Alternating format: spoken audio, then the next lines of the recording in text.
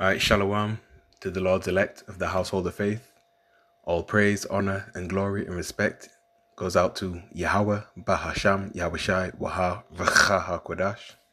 Double honor goes out to the venerable apostles and elders and elder bishops at the Great Millstone GMS who rule well and who teach well, laboring in this word and doctrine. And salutations to the hopeful elect, noising this gospel abroad, lifting up the standard of Yahweh, Yahushai, lifting up the standard of Yahweh and Yahushai wherever they are located at. Abba Ratazah, which means Father willing. So Father willing, this lesson is edifying. So, yeah. Recently, there's been some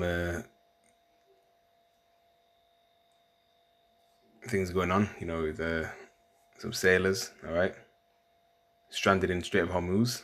UN says it will evacuate sailors stranded in Strait of Hormuz as Rubio warns against tolls 3 days ago, BBC. 5 hours ago from Al Jazeera.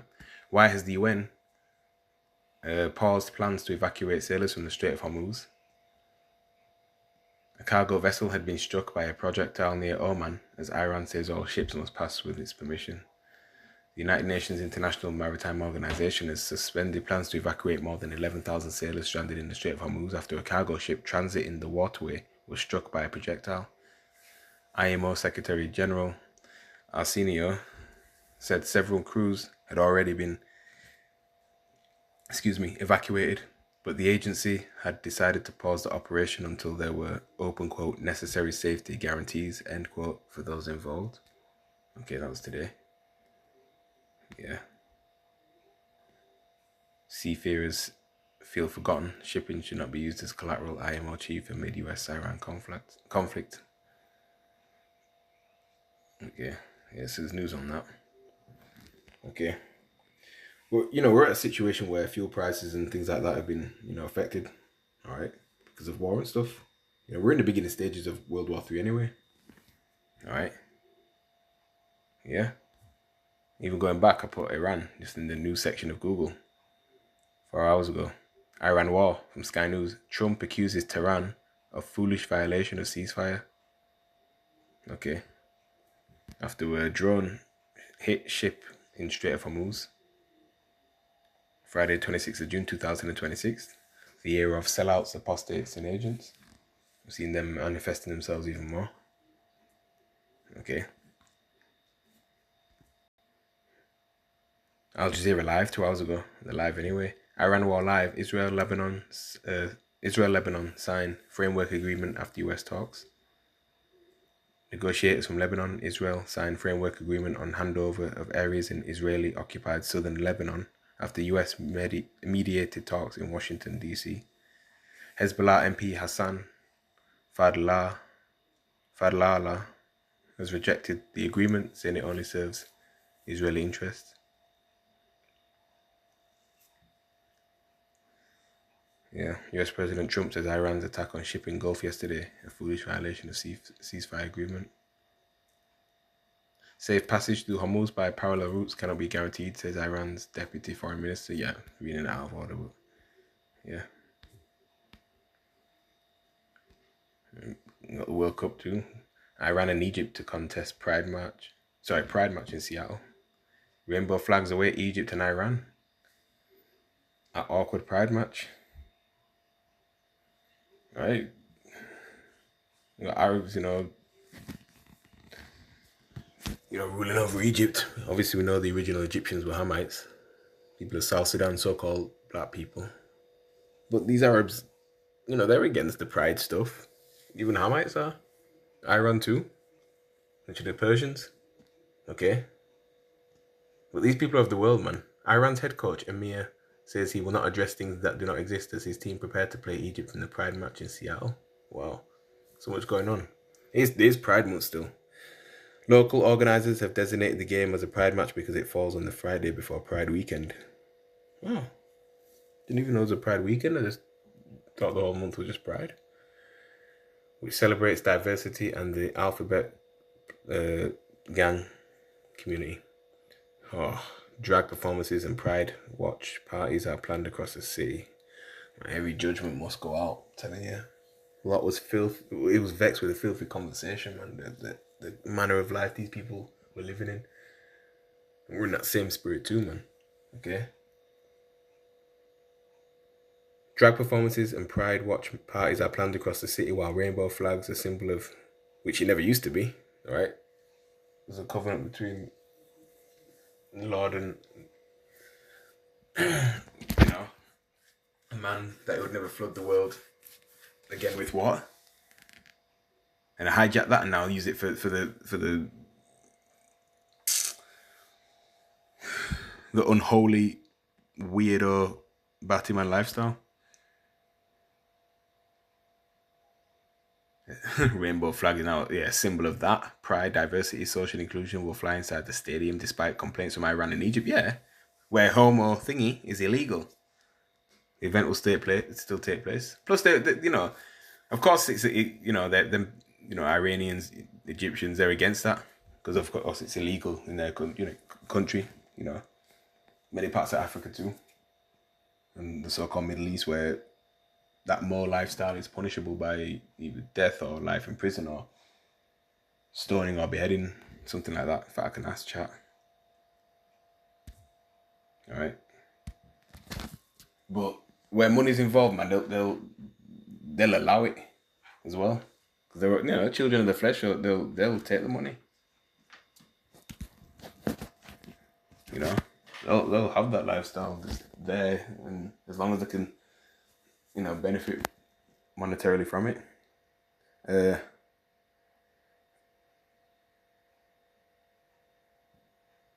Is Iran and Egypt, or do I, in fact, punish more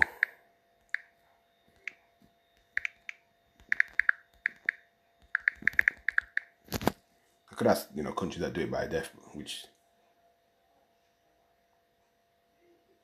So yes, in Iran, same sex activity is illegal and can be punishable by death under Iran's Islamic Penal Code. Execution. What? I was wrong. So Egypt does not have an explicit law that says.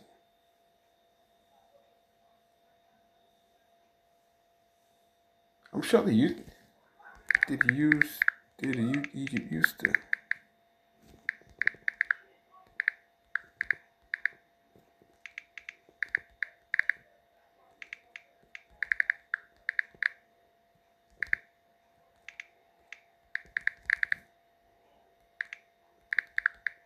I'm sure they used to. Unless chat's lying to me. It never did. Wow.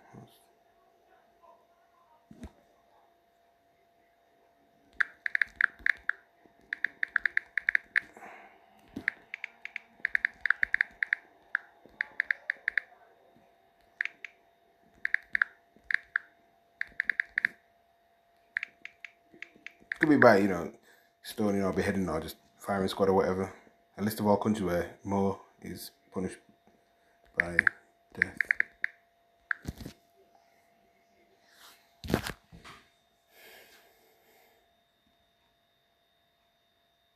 Saudi Arabia, death penalty possible under Sharia enforcement varies. Oh yeah, Sharia law, it's the Islamic law, isn't it? Iran execution is legally codified and has been carried out. Yeah, Yemen, Qatar, death penalty exists in law but extremely rarely applied. Afghanistan, under Taliban rule, death penalty possible under interpretation of Sharia. But I know some African countries do it. United Arab Emirates, death penalty exists in law but not typically enforced. Africa, Somalia, like it says, including regional systems. Somalia, especially areas under Shabab control or Sharia courts. Nigeria, only in some northern states under Sharia law, not nationwide. Mauritania, law allows death penalty, though rarely enforced. Uganda has extremely harsh laws. Death penalty has been proposed in legislation in recent years, though enforcement is complex and not consistent. You got Brunei, Southeast Asia, as Sharia law allowing death by stoning, but it's been under moratorium and not carried out. Okay, so pardon me on that. Yeah. Both teams say they are purely focused on football, which the coach is avoiding questions about GAY pride of their news. Yeah, the distraction, things of the world. It's enough for that anyway. All right. Yeah, all prices falls level not seen since before Iran war, but they're gonna go back up. Trump blames Iran for drone strike and cargo shipping Strait of Hormuz. All right, let's go to scripture in Matthew. Go straight to the point. Matthew chapter 24. And these are the words of Yahushua. Start verse 5. For many shall come in my name, saying, I am the anointed, and shall deceive many. And ye shall hear of wars and rumors of wars. See that ye be not troubled, for all these things must come to pass, but the end is not yet. Yeah, you got Russia, Ukraine, that's still ongoing. All right. All right. There's with Iran. All right. Amidst all this happening, they're still trying to, to do the digital reset. Right. Trade is affecting prices.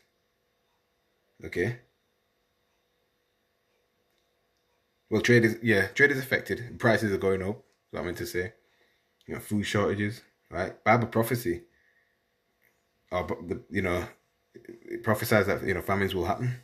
And all roads leads down to the MOTB, which is the RFID micro chip. That has to be mandated first before the nukes fly. All right. Yeah. Control the food supply and say, hey, if you take this micro chip, then you can eat. You can be on the grid, so on and so forth. But yeah, there's chaos happening. Different countries. There's false flags as well. All right. The word famine is mentioned in 84 verses in the Blue Letter Bible app, KJV. Okay. And famines occurred in the ancient times, and it will occur again in these modern day times. Okay. Job chapter 5, verse 20. In famine he shall redeem thee from death, and in war from the power of the sword. Thou shalt be hid from the scourge of the tongue, neither shalt thou be afraid of destruction when it cometh. At destruction and famine thou shalt laugh, neither shalt thou be afraid of the beasts of the earth. Yeah, ultimately the elect of Israel will be preserved from this destruction, right, from famines. Okay. And, meanwhile there'll be people starving out. Okay. How would you escape a nuke? You'd have to get beamed up. All right. Yeah, the elites have bunkers. All right. People like that. Yeah, other parts of the world. Okay. And stuff like that. Scripture talks about digging into earth. Amos 9:2, I believe. All right. But the Lord, the angels and the elect men of the Lord, when the time is right, they have spiritual power. Okay. And fishers will turn hunters. Right now we're fishing for the elect, but they'll be turned into hunters, and then we'll be hunting the elites, man, with the first crop of slaves going into slavery, hunt them out of their bunkers and wherever they are, man, under the space station or whatever, underwater cities, wherever they are. Yeah. Okay. Let's go to the book of the prophet Jeremiah, chapter 16 and verse 4. And it reads, they shall die of grievous deaths. They shall be... Sorry, let me start again. Jeremiah chapter 16 verse 4. They shall die of grievous deaths. They shall not be lamented. Neither shall they be buried. Yeah, people have time to mourn the dead when all hell breaks loose. Okay. And even when you have the L-downs, the struggle to have funerals there. Only 8 people, could turn up, with the rules and stuff. Only a certain number of people could turn up. But they shall be as dung, which is S-H-I-T, all right, upon the face of the earth. They ain't going to be buried. And they shall be consumed by the sword and by famine, and their carcasses shall be meat for the fowls of heaven and for the beasts of the earth. Yeah, so animals are going to swoop in and take, eat up them dead bodies. Okay, eat the bones. So yeah, it's going to get really, really ugly out here. Okay. So, there you have it.